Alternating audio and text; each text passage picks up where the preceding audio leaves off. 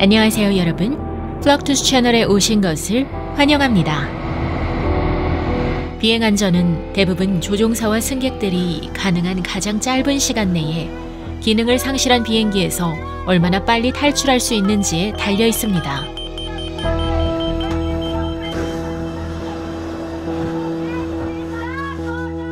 특히 군사 분야에서 조종사 안전 시스템에 대한 현대 기술의 연구와 발전은 놀라운 진전을 보여왔습니다.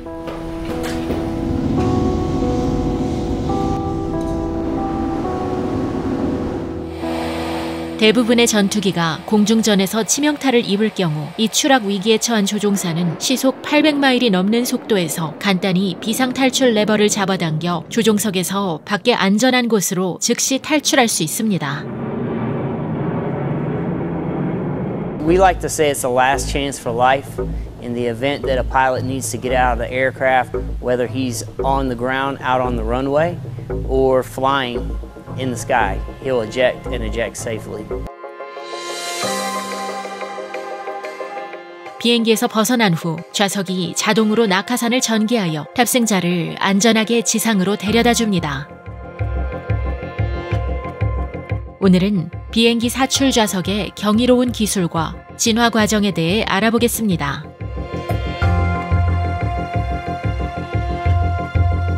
또한 이 기술이 어떻게 극적인 상황에서 마지막 순간에 생명을 구하는지 살펴보겠습니다.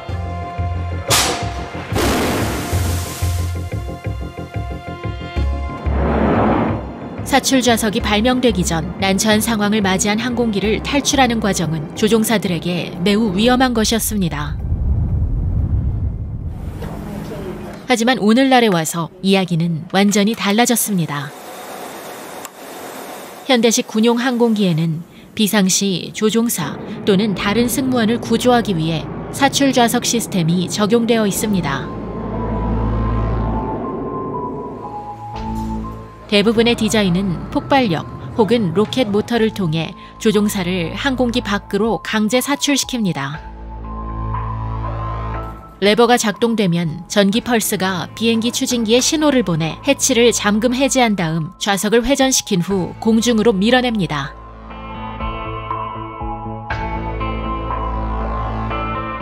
이후 좌석이 14,000피트 이하에 도달하면 낙하산이 전개됩니다. When you come out of an aircraft, you're traveling at several hundred miles an hour. So that chute has to slow you down, and the force of all the equipment and a seat coming out of an aircraft and the chute going behind it is significant enough that it could just shred chutes. We come in and actually put that load on the equipment and make sure that it's not going to fail under load.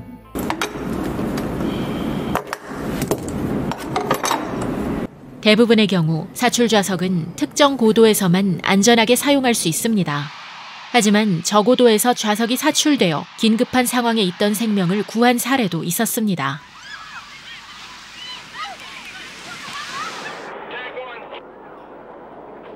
대표적인 예로는 2009년 아프가니스탄 칸다하르에서 발생한 RAF 해리어 추락 사고입니다. 당시 마르틴 퍼트라는 조종사가 탄 비행기가 가파른 각도로 활주로에 접근하고 있었습니다. 그가 이 문제를 바로잡으려 하는 순간 꼬리가 땅에 부딪혔고 비행기는 즉시 추락했습니다. 비행기가 화염에 휩싸여 활주로 위를 미끄러져 나갔음에도 불구하고 펄트 중위는 긴급 탈출할 수 있었고 가벼운 부상만 입었습니다.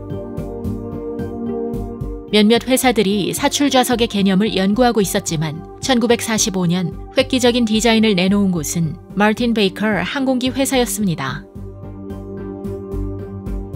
이 회사는 빠른 속도에서 안전하게 조종사를 탈출시키는 방법을 찾아낸 최초의 조직들 중 하나였습니다.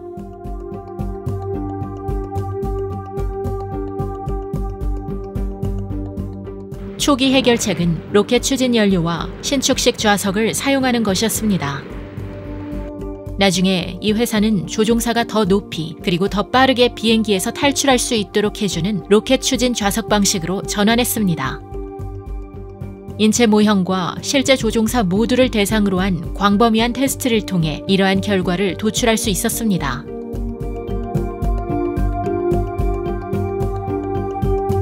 사출 작동 메커니즘 또한 좌석 디자인 못지않게 발전했습니다.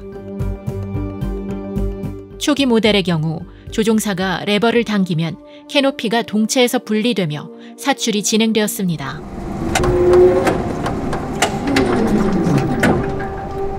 오늘날에 이르러 조종사가 더 빠르고 안전하게 탈출할 수 있도록 그 과정이 간결해졌습니다. 해리어와 같은 몇몇 모델들은 표면에 박혀있는 작은 폭발물에 의해 캐노피가 산산조각이 나면 그 공간을 통해 실제로 탈출하는 사출 좌석을 가지고 있습니다. 다른 모델의 경우 좌석 위에 쉘 투스로 알려진 스파이크가 장착되어 있는데 이 스파이크는 캐노피에 구멍을 뚫어 탈출할 공간을 만들어냅니다.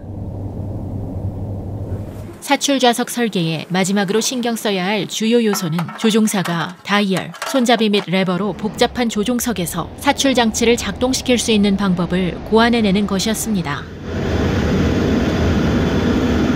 물론 엔지니어들은 조종사가 실수로 사출될 가능성을 피해야 하는 것을 감안해야 했습니다. 이러한 이유로 어떤 모델은 조종사의 다리 사이 또는 좌석의 양쪽에 레버를 배치하는 반면 어떤 모델은 조종사 위에 있는 당김 손잡이 방식을 적용합니다. 토네이도 사출 시트가 그러한 예 중 하나입니다.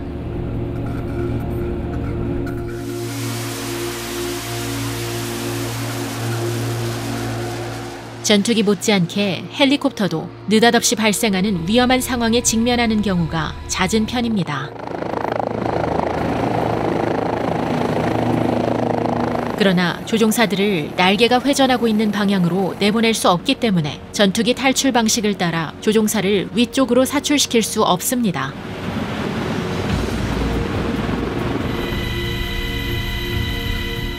대다수의 조종사들은 헬리콥터를 육지보다 물에 추락시키는 것이 더 안전하다는 것을 인지하고 있습니다. 이 조종사들은 물에 추락할 경우 침몰하는 헬리콥터에서 가능한 한 빨리 대피해야 한다는 것 또한 알고 있습니다.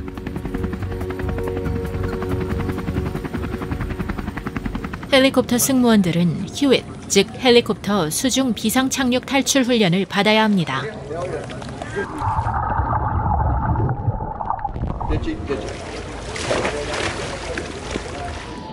이 탈출 훈련은 헬리콥터 본체를 본뜬 모형이 있는 대형 수영장에서 수행됩니다. 조종사와 승객들은 동체 모형 안에서 벨트를 맨 다음 수영장 밑으로 가라앉습니다.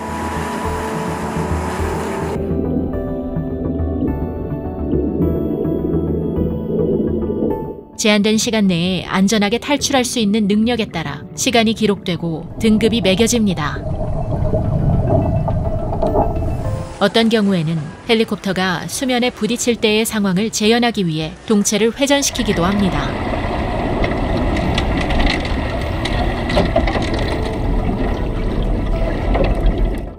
승무원들은 실제 상황에서처럼 작전 내내 산소를 공급하기 위해 입 안에 삽입 가능한 호흡 장치를 통해 호흡을 유지합니다.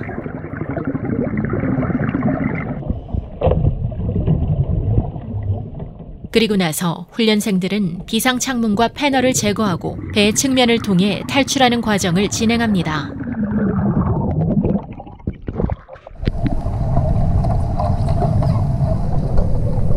또한 이 훈련을 통해 거꾸로 뒤집히거나 옆으로 눕는 것과 같은 방향 감각 상실 상황에서 호흡 장치를 적절히 장착하는 방법을 배웁니다. 이 모든 것들을 되돌아보면 사출 좌석 기술은 수많은 군인과 민간인의 생명을 구했습니다. 하지만 관련 회사들은 여전히 개선된 사출 좌석 설계를 만들기 위해 노력하고 있습니다. 결국 비상시에 가능한 한 빠르고 안전하게 사람을 비행기에서 멀리 떼어놓는 것이 핵심 목표일 것입니다.